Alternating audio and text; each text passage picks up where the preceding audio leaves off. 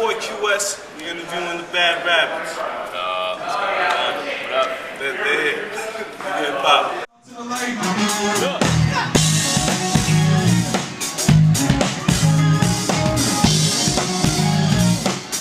Alright, so there's 5 of you on here.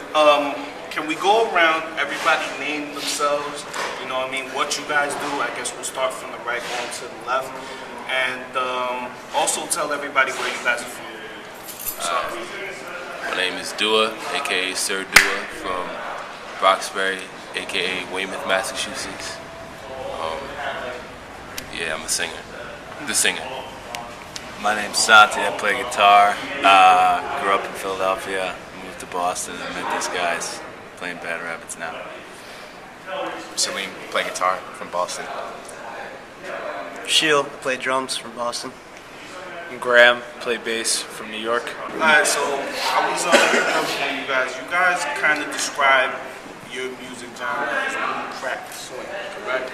Now, while listening to your music, I was really trying to break it down and see what it's composed of, but I think you guys could probably explain it a lot better than I can. So maybe, whatever one of you want to break down what exactly new crack swing is.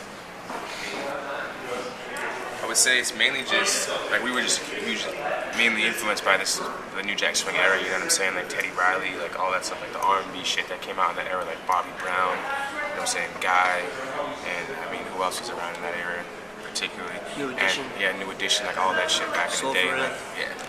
And we just kind of took our spin on that, what influenced us, and put it together because we're a rock band, or we were a rock band. We all grew up listening to rock, jazz, R&B, soul, and everything else, like gospel, church, or whatever.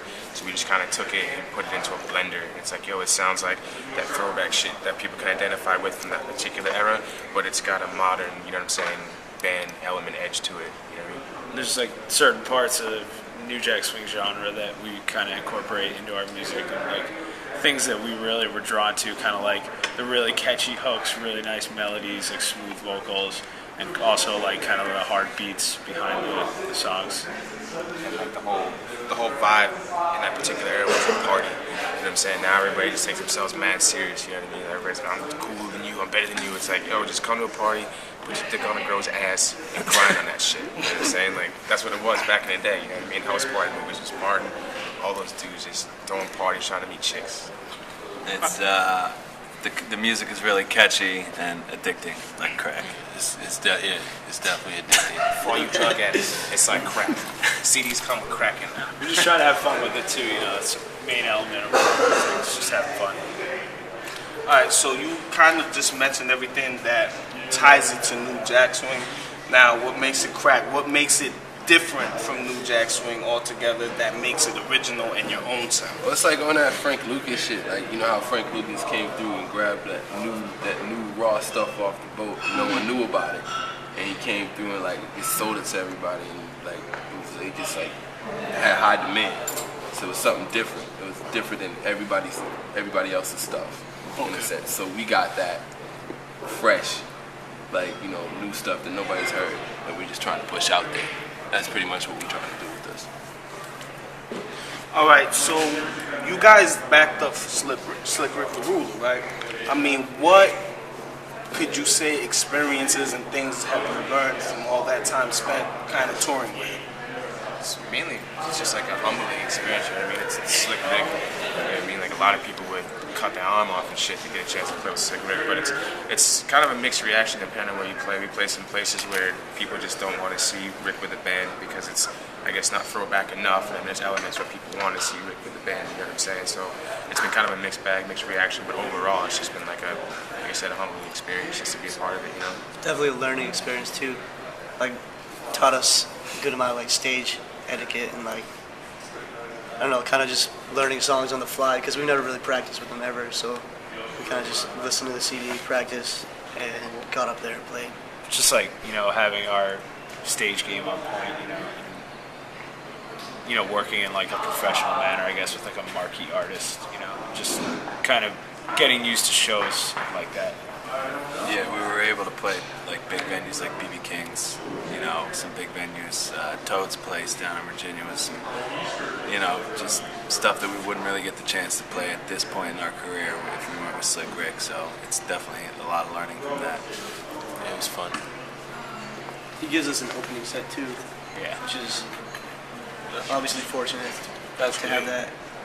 he's just a fun dude to hang out with too. Yeah. From working with him, what things could you have probably snatched up from, I guess, watching him perform and even playing his music? What things do you think you guys have gained from that and put it into your own music? As a songwriter, I've taken the whole story line or storybook effect that he has, that storytelling aspect that he has.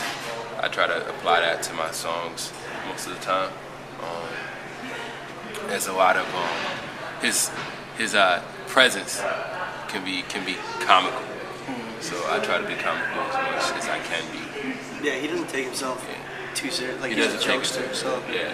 I mean, so are we. We just like we kind of. There's times to be serious on stage and there's times to not be serious. And like the music calls for certain areas, certain degrees of seriousness and degrees of comedy.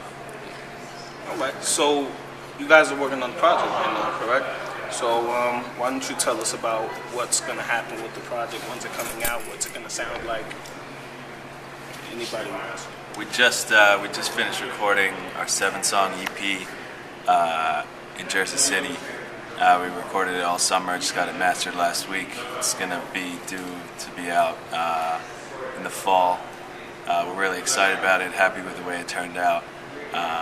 We feel like it's gonna take a pretty interesting route, like with the sound that it's got.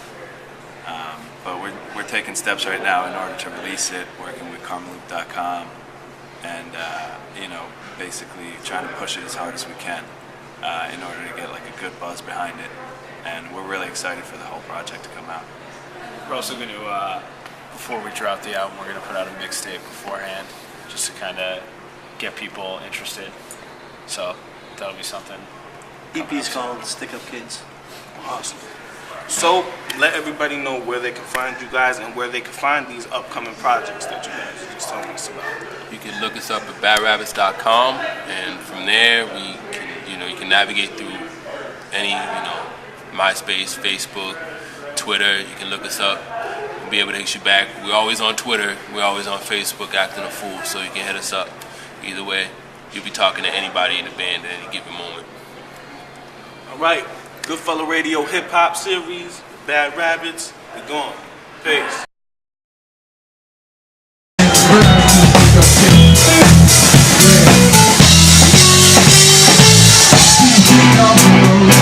You put my back